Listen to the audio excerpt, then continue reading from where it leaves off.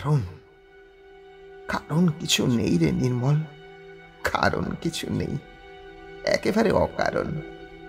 এতদিন এতদিন মানুষ সেজে ঘর বানানো খেলা খেলছিলাম। এবার এবার বিধাতা সেজে ঘর ভাঙার খেলা খেলছি রে। বুঝতে চেষ্টা করছি, মানুষের কষ্ট করে তৈরি ঘরে আগুন লাগিয়ে লোকটা কিরকম মজা পায়।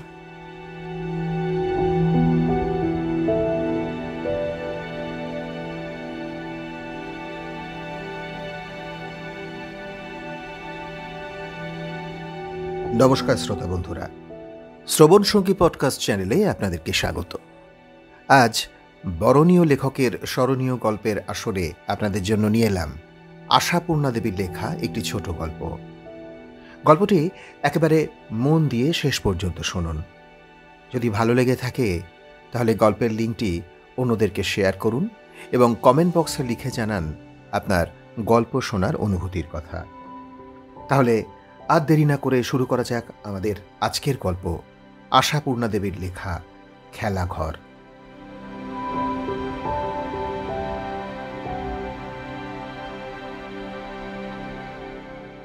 ছুরি, কাঁচি, ময়দার আটা, রঙিন কাগজ, চায়ের আর সিগারেটের প্যাকেটের রাংতার টুকরো, আর রাশিকৃত খালি দেশলাই বাক্স, এই হচ্ছে কাঁচামাল।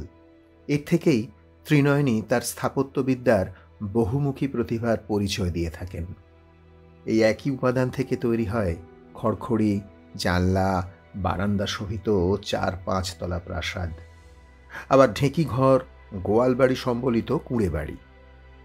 এক নিষ্ঠায় তৈরি হয় মন্দির, মসজিদ, চায়ের দোকান, মুদির দোকান, নৌকা আর রেলগাড়ি।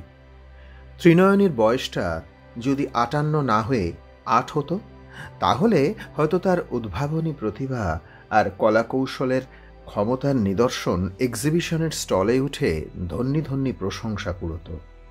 কিন্তু ত্রিনয়নীর বয়স 58, তাই এর থেকে ত্রিনয়নীর ভাগ্যে যা জোটে তা হচ্ছে হাসি ঠাট্টা আর বিরুদ্ধ সমালোচনা। ত্রিনয়নীর বৌমার মা এসে তো মুখের ওপরেই বলেন, বেয়ান, এই দুর্লভ মানব জন্ম আর এত সুযোগ সুবিধা পেয়েও ছেলে খেলা করে দিনগুলো কাটিয়ে দিচ্ছ। এতটা সময় কিছু না পারো বসে বসে মালা ঘোরালেও যে পরকালের কাজ হতো। ত্রিনয়নী লজ্জিত হন, তাড়াতাড়ি হাতের কাজকর্ম গুটিয়ে সরিয়ে ফেলেন। উপযুক্ত কোনো উত্তর দিয়ে উঠতে পারেন না। উত্তর আর কি দেবেন? ছেলে খেলা, সে তো তিনিও বোঝেন। শুধু বুঝতে পারেন না এই কর্মহীন জীবনের এত বড় দীর্ঘ দিনগুলোর বিরাট শূন্যতা শুধু মালা ঘোরানো দিয়ে কি করে ভরাট হতে পারে। বিশ্রাম জিনিসটাও যে একটা দাঁতালো জন্তুর মতন ভয়ঙ্কর হয়ে উঠতে পারে, একথা কি আগে কখনো ধারণা করতে পারতেন ত্রিনয়নী? সেই আগে, যখন 51বর্তী পরিবারের 30 জনের 300 রকম বায়নাক্কা মিটিয়ে সংসার তরণী ঠেলে নিয়ে যেতে হতো মাত্র একটা ঠিকেঝির সাহায্য সম্বল করে। ত্রিনয়নীর স্বামী ছিলেন বরাবরই নীরজ গেরে, আর একটিমাত্র সন্তানের জননী ত্রিনয়নী ছিলেন চিরদিনই লোহার মতন মজবুত আর তেমনি কর্মঠ। এ দুয়ের যোগফল যা হবার তাই হয়েছিল। ত্রিনয়নীর জায়েদের সকলেরই 12 মাস শরীর খারাপ থাকত এবং তাদের কোলের ছেলেদের বয়স পারতপক্ষে বাড়ত না। 10-12তেও কচি ছেলে থাকত তারা। অতএব তাদের মায়েরাও কচি ছেলের মা। ত্রিনয়নীর সেই লোহার মতো শরীরও এক টুকরো বিশ্রামের জন্য লালায়িত হয়ে থাকত সেই সময়, এবং ক্লান্ত শ্রান্ত প্রতিটি নিঃশ্বাসের সঙ্গে একটি নীরব আর্তনাদ উঠত, আর পারছি না। তারপর কোথা দিয়ে কেমন করে যে চাকাটা ঘুরে গেল। ত্রিনয়নীর সেই এক সন্তানই 100 সন্তানের তুল্য মূল্যবান হয়ে উঠল। পুরনো জঞ্জালে ভরা সংকীর্ণ সংসারে তাকে আর কুলোল না।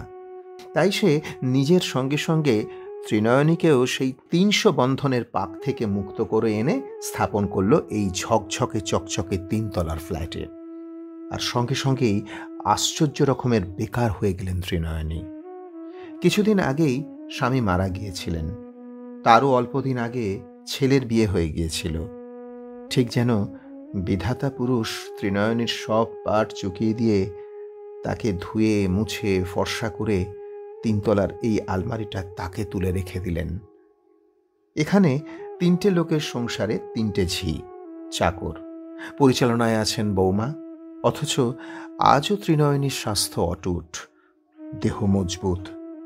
আজও চিরকালের অভ্যাসে শেষ রাত্রে তার ঘুম ভেঙে যায়। শত চেষ্টাতেও সে ঘুম আর জোড়া লাগে না। আর দুপুরে শুলে বিছানা যেন ছুঁচ ফোটায়। ছেলে খেলা ছাড়া তবে আর কি করবেন ত্রিনয়নী? চিরদিনের স্বাভাবিক পটুত্বই তো তাকে এই পথ দেখিয়ে দিয়েছে। এ এখন যেন একটা নেশার মতন। আত্মীয় বন্ধুর বাড়ি গেলেই দেশলাইয়ের খালি খোল আর রাংতা সংগ্রহ করে মরেন। এতে যদি ছেলের রাগ করে, বউ মুখ বেঁকায়, তাদেরই বা দোষ কি দেওয়া যায়? তারা এখনই এই অল্প বয়সেই কোন এক সাধু বাবার শিষ্য হয়েছে। দুবেলা ২ ঘন্টা করে পুজো করে। ১ মিনিট অবকাশ পেলেই বাঁধানো খাতায় দুর্গা নাম লেখে। সেই খাতা সঙ্গে সঙ্গে থাকে। ১০০০ নাম লিখলেই নাকি ১০০০ জপের কাজ হয়। তার মানেই পরকালের কাজ হওয়া। এসব ত্রিনয়নীর কাছে কেমন যেন দুর্বোধ্য লাগে। চিরদিন ইহকালটাকেই জেনে এসেছেন। পরলোক জায়গাটা কেমন, কোন কাজ, তার কোথায় গিয়ে যে পৌঁছয়, এ তার জ্ঞানের বাইরে। ছেলেবেলায় শাশুড়ি থাকতে কুলগুরুর কাছে দীক্ষা নিয়েছিলেন। দুবেলা পুজোও করেন। কিন্তু ৮ ঘন্টা পুজোর ঘরে বসলেই তো প্রাণ একেবারে হাঁপিয়ে ওঠে। এরা ২-৩ ঘন্টা বসে থাকে কেমন করে, সেটা ভেবে পান না ত্রিনয়নী। ২-১টা নাতিপুতি হলেও না হয় কথা ছিল, সেও আর নাকি আশা নেই। ওরা নাকি মুক্ত জীবনের আস্বাদ পেতে সে পথে কাঁটা দিয়ে রেখেছে। আর সেই জন্য সেবার পুরো ২টি মাস হাসপাতালে থাকতে হয়েছিল বৌমা কৃষ্ণাকে। ত্রিনয়নীর কাছে এও এক প্রহেলিকা। এসবের রহস্য ভাবতে গেলেই কেমন যেন খেই হারিয়ে যায়। তার চাইতে অনেক ভালো ছুরি, কাঁচি, রাংতা, কাগজ, খালি দেশলাই বাক্স। ত্রিনয়নীর ঘর ভর্তি হয়ে উঠেছে এই শিল্প সম্ভারের নমুনায়। তবুও তিনি করে চলেছেন। আজ একটা মন্দিরে হাত পড়েছে। আধখানা করে ফালি করা দেশলাই বাক্স বসিয়ে বসিয়ে নাট মন্দিরের পিলপে গাঁথা হচ্ছে। এমন সময় হঠাৎ অপ্রত্যাশিতের মতো নির্মল এসে দাঁড়ালো। হাতে তার বড় একটা কাগজের প্যাকেট। মায়ের ঘরে আসবার দরকার নির্মলের কদাচিৎ ঘটে। ত্রিনয়নী যান ওদের খাবার ঘরে, যখন টেবিলে ওদের ২ স্বামী স্ত্রীর খাবার সাজানো হয়। কোনো দরকার নেই, তবুও হয়তো আর ২টি ভাত দি বাবা, আর ২টো মাছ, এসব খাওয়ার জন্য পীড়াপিড়ি করেন। আজ হঠাৎ অসময়ে ছেলেকে দেখে শশব ব্যস্তে হাতের কাজ সরিয়ে বলে ওঠেন, কি রে নির্মল, এমন সময়? তোর শরীরটা ভালো আছে তো বাবা? নির্মলও যেন একটু তাড়াতাড়ি সুরেই বলে, হ্যাঁ হ্যাঁ হ্যাঁ মা, শরীর ঠিক আছে, খুব ভালো আছে। ছুটি নিয়ে এলাম, মানে ওই মাস দেড়েকের ছুটি নিলাম, বুঝলে তো, আজ থেকেই শুরু। মাস দেড়েকের ছুটি? ত্রিনয়নী অবাক হয়ে বলেন, কেন? ছুটি কেন রে বাবা? নির্মল একটু ইতস্তত করেই বলে ফেলল, এই ছুটি নিলাম, একটু বেড়াতে যাব বলে মা, ওই কেদার বদ্রী যাচ্ছি। কেদার বদ্রী? চমকে ওঠেন ত্রিনয়নী। কে কেদার বদ্রী যাবে? তুমি? ও কি মা, তুমি অত চমকাচ্ছ কেন? কেদার বদ্রীতে এখন লোকে আকচার যাচ্ছে। আকচার যাচ্ছে? কেদার বদ্রী আকচার যাচ্ছে? আস্তে আস্তে উচ্চারণ করেন ত্রিনয়নী। তবে না তো কি, ও তো এখন ওই পুরী কাশির মতো হয়ে গেছে মা। ত্রিনয়নী কেমন যেন বিহ্বলের মতো ছেলের মুখের দিকে তাকান। তারপরেই বলে ওঠেন, ও তা কাদের সঙ্গে যাচ্ছ? ও সে অনেক অনেক। মার ভয় ভাঙাতে নির্মল আরও উৎসাহের সঙ্গে ব্যাখ্যা করে, ও প্রায় ধরো জনাকুড়ি গুরু ভাই ভগ্নী আছেন, বুঝলে। তাছাড়া আমার অফিসের বন্ধু ২জন তো একবারে শুনে নেচে উঠেছে। আর আমরা। ত্রিনয়নী আরেকবার চমকে উঠে বলেন, আমরা মানে? নির্মল অপ্রতিভভাবে বলে, ইয়ে মানে আর কি, আমি আর তোমার বৌমা।" "বৌমা? বৌমা যাবে? ওরে বাবা! যাবে না আবার? তারই তো আসল ঝোঁক মা। তার ঝোঁকেই তো শেষ অবধিও হলো। নইলে আমার মানে আমাকে তো তুমি জানোই মা, কুঁড়ের সর্দার।" আজ যেন প্রয়োজনের একটু অতিরিক্তই কথা বলছেন নির্মল। তার হাতের বড় প্যাকেটটা নিয়ে কেমন যেন একটু উসখুস করে সে। ঠিক কি বলবে ভেবে পাচ্ছে না যেন এখন। ত্রিনয়নী বোধ করি ছেলের এই চাঞ্চল্য লক্ষ্য করেন না। হঠাৎ তিনি উঠে দাঁড়িয়ে তার কাছে এসে খুব আবেগ ভরে বলে ওঠেন, "নির্মল, নির্মল, আমাকেও তোদের সঙ্গে নিয়ে চল।" "তোমাকে? হ্যাঁ?" এবার অবাক হবার ভূমিকা নির্মলের। শুধু অবাক হবার কেন, বোধ করি আকাশ থেকে পড়বার। "তুমি যাবে? আ, তুমি কি বলছো মা? তুমি আমাদের সঙ্গে?" ত্রিনয়নী সরে গিয়ে একটা জানলার নিচের ধাপে বসে পড়েন। তারপর আস্তে আস্তে বলেন, "এতে এত অবাক হবার কি আছে নির্মল? আমাদের মতন কি কেউ কেদারবদ্রী যায় না?" নির্মল আবার অপ্রতিভভাবে বলে, "হ্যাঁ, যাবে না কেন? যায় নাকি তা আমি বলেছি নাকি? বলছি আমরা যাচ্ছি সকলেই শক্তপোক্ত মা, পরিশ্রম অনিয়ম সবই সয়ে নিতে পারবো। তোমার কি এ বয়সে অত কিছু সইবে মা?" ত্রিনয়নী আজ বুঝি মান মর্যাদার সমস্ত প্রশ্ন ভুলেছেন। তাই প্রায় মিনতির সুরে বললেন, "খুব সইবে রে বাবা, খুব সইবে।" বলে, "কত সইল, কত জায়গায় তোরা যাস, কই কখনো তো কিছু বলিনি তোদেরকে?" নির্মল মনে মনে প্রমাদ কনে। কথাটা খুবই সত্যি। কত জায়গায় বেড়াতে যায় তারা, কত কত তীর্থক্ষেত্রে। কই তার মা ত্রিনয়নী তো কোনো টুঁ শব্দটিও কখনো করেননি। তারও যে যাওয়া সম্ভব এ বোধই বোধহয় তার আছে, এমন তো মনে হয় না। নির্মলও কখনো অবোধের বোধ জন্মাবার দুশ্চেষ্টাও করেনি। কিন্তু আজ আবার এ কি বিপদ হলো? এবারই যে সব থেকে মোক্ষমবার। এ তো শুধু আর নিজের ফার্স্ট ক্লাস ট্রেনটি রিজার্ভ করে তীর্থভ্রমণ নয়, বলতে গেলে এ একটা উৎসবের মতো ব্যাপার। যেসব গুরু ভাই ভগ্নীরা দল বেঁধেছেন তারা প্রায় সকলেই কেষ্টবিষ্ট। সদল বলে প্রমোদ ভ্রমণের এই আয়োজনের মাঝখানে মা, এর চাইতে ছন্দপতন আর কি আছে? সকলের চেয়ে বড় কথা নিঃসন্দেহে যে ত্রিনয়নী যাওয়ার বায়না নিয়েছেন শুনলে কৃষ্ণা বেঁকে বসবে, কিছুতেই যেতে চাইবে না।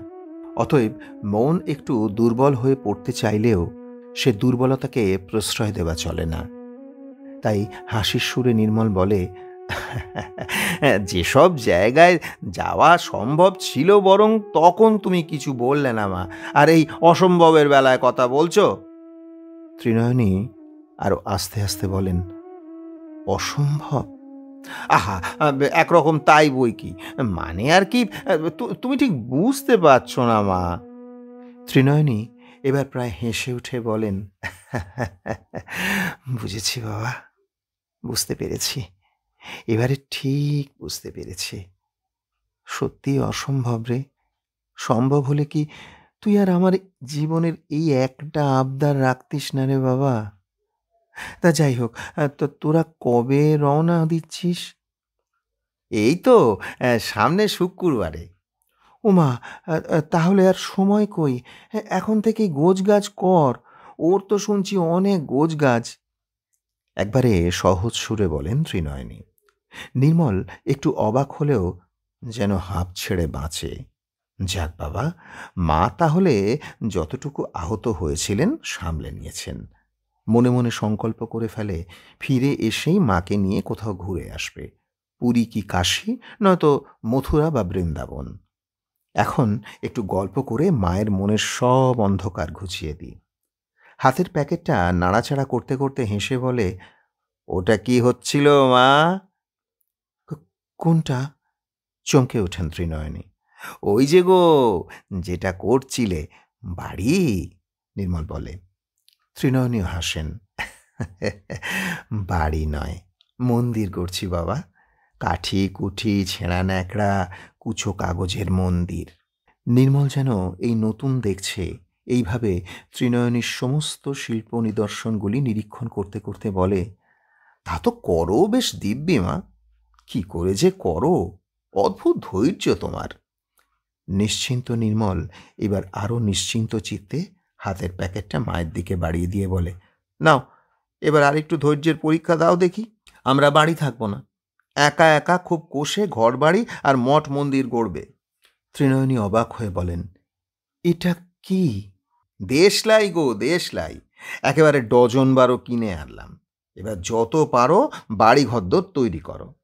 ত্রিনয়নী 1 মিনিট চুপ করে থেকে কেমন একরকম হেসে উঠে বলেন, বাবা তো হলি না আজ পর্যন্ত, বাবার পাঠ শিখলি কি করে? হ্যাঁ, আমাদের বাবাও এইরকম করতেন।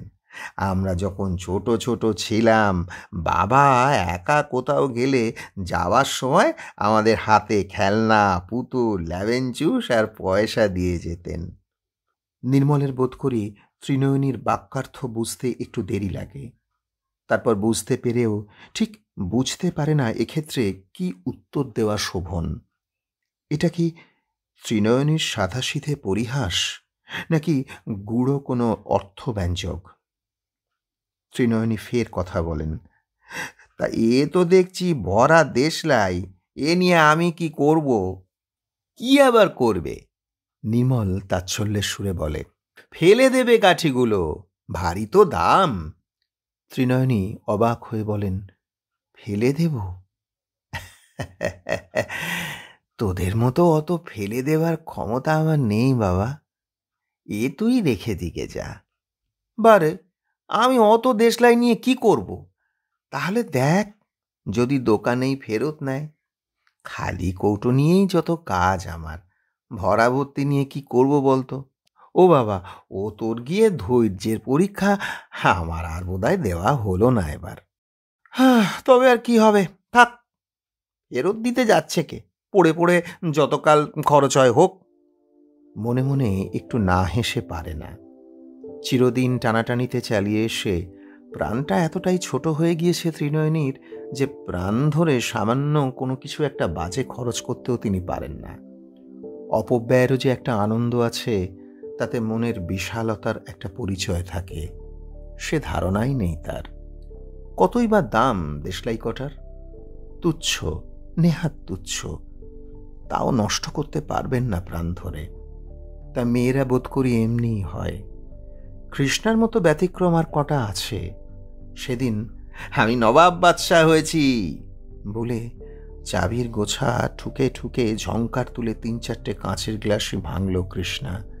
তার সঙ্গে ঝংকার তুলে এসে কি হাসি!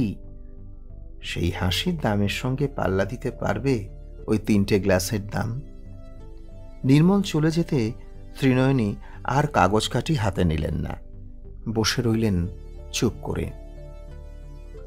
হঠাৎ সুদীর্ঘকালের সেই ঘটনাটা মনের মধ্যে বড্ড বেশি তোলপাড় করছে যেন। কতকাল আগের কথা সেটা। পাণ্ডা ঠাকুর এসেছেন, যথোচিত অভ্যর্থনা করা হয়েছে তাকে, বাতাস করা হচ্ছে পেছন দিক থেকে। হঠাৎ একটা মৃদু গুঞ্জন যেন বাতাসে ছড়িয়ে পড়ল। ত্রিনয়নীর শাশুড়ি আর পিস্বাশুড়ি কেদারবদ্রী যাচ্ছেন, তাই পাণ্ডা ঠাকুরের আবির্ভাব যাত্রার বার্তা নিয়ে। কেদারবদ্রী, ত্রিনয়নীর ঠাকুমার মুখে শোনা সেই অলৌকিক পুরী। যুধিষ্ঠির যে পথ ধরে যাত্রা করে সশরীরে স্বর্গে গিয়েছিলেন, সেই পরম দুর্লভ পথে যাত্রা করবেন কিনা ত্রিনয়নেরই বাড়ির লোক। দিন রাত যারা কলহ কোঁদল করছেন, এতটুকু 19-20 বউদের বাপ মা তুলে গাল দিচ্ছেন, তারা যাবেন কেদারবদ্রীতে। অথচ ত্রিনয়নী, যার জীবনের স্বপ্ন, না না, এ হতে পারে না, এদের সঙ্গে সঙ্গে ত্রিনয়নীও আজ যাবে। ভয় লজ্জা ভুলে প্রস্তাব করে বসেছিল ত্রিনয়নী। উফ, তারপরে সে কি ছিছিক্ষার আর ব্যঙ্গ বিদ্রুপ! সারা বাড়িতে যেন একটা হাসির ঢেউ পড়ে গেল। মেজ বউ যে চললেন, মেজ বউ তাহলে ওই সংসারের মায়া কাটাচ্ছ? মেজ গিন্নির এবার ইহকাল পরকালের পালা চুকেছে, পরকালের দিকে মন দিয়েছেন। এসব তো তবু সহজ ঠাট্টা। স্বামী সবকিছু শুনে অগ্নিমূর্তি হয়ে সবাঙ্গে বলে উঠেছিলেন, বেশ তো, যাবে তো যাও, তবে তার আগে তোমার ওই হাতের নোয়া শাঁখা ঘুচিয়ে একখানা থান পড়ে যেও, নইলে তো মানাবে না। উত্তরে ত্রিনয়নী মরিয়া হয়ে বলেছিল, কেন কেন সধবারাকে তীর্থ করতে যায় না? চিরকালের বেকার ঘরে বসে থাকা মেয়েলি কথায় পোক্ত স্বামী সেদিনকে বলেছিলেন, যাবে না কেন?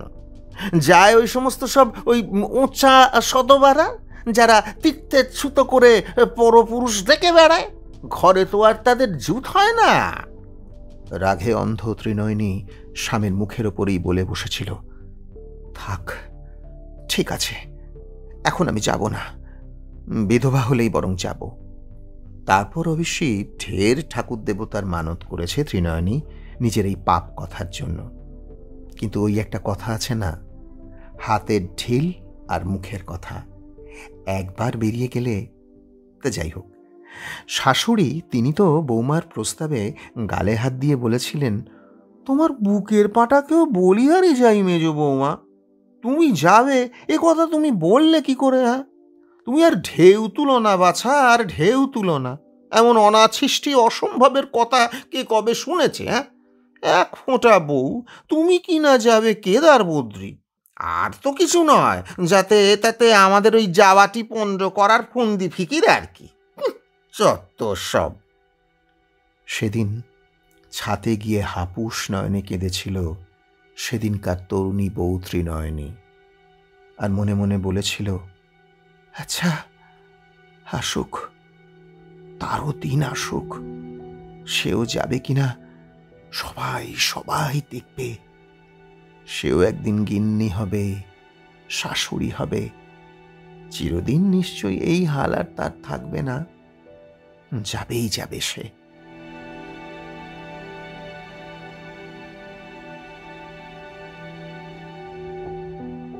যাবার আগে দেখা করতে এসে চমকে উঠল নির্মল। এ কি, ত্রিনয়নীর ঘরের সামনে এত ধোঁয়া কেন? আগুন কিসের? এ কি কাণ্ড! এতদিনের এত কষ্টের গড়া জিনিসগুলোয় বসে বসে আগুন ধরাচ্ছেন ত্রিনয়নী। এক মুহূর্ত স্তব্ধ থেকে নির্মল তীক্ষ্ণ কণ্ঠে বলে ওঠে, মা, মা, এসব কি হচ্ছে? ত্রিনয়নী ধোঁয়া বাঁচিয়ে চোখ তুলে এক পলক দেখে হেসে উঠে বলেন,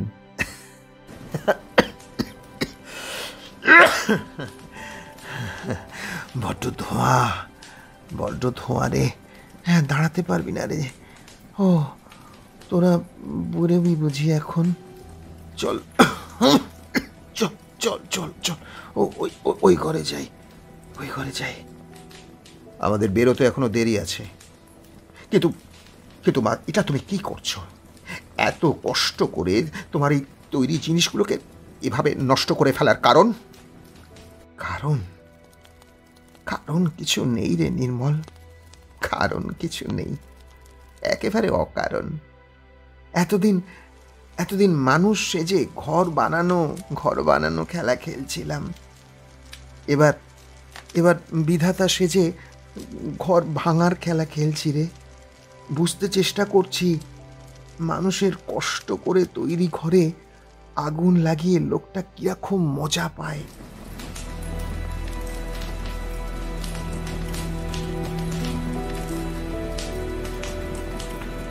পাশের ঘরে কৃষ্ণা বলে ওঠে, দেখলে তো, দেখলে, বলিনি আমি?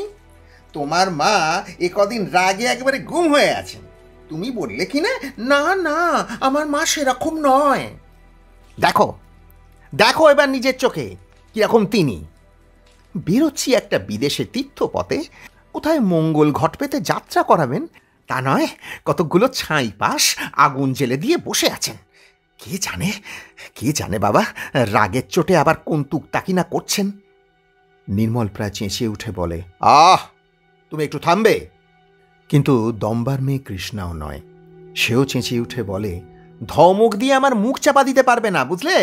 বলুক, দশ ধর্মে যে যাই বলুক, এমন অমঙ্গলের কথা কেউ কখনো শুনেছে? হ্যাঁ, মা হয়ে কখনো কেউ এমন করে? আমি না হয় পরের ঘরের মেয়ে, কিন্তু তুমি তুমি তো ওই মায়ের পেটের ছেলে। গলায় টাই আঁটতে আঁটতে নির্মল গম্ভীরভাবে বলে, হ্যাঁ, সে কথাটাই বোধহয় মা এখনো ভুলতে পারেননি, তাই আজ একটু এলোমেলো হয়ে গেছেন।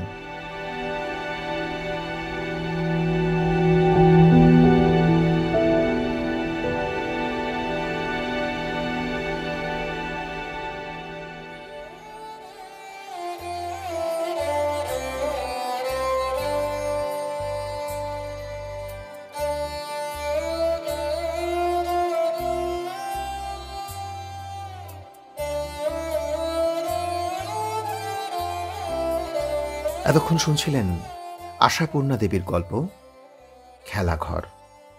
কেমন লাগলো আমাদের আজকের গল্পটি?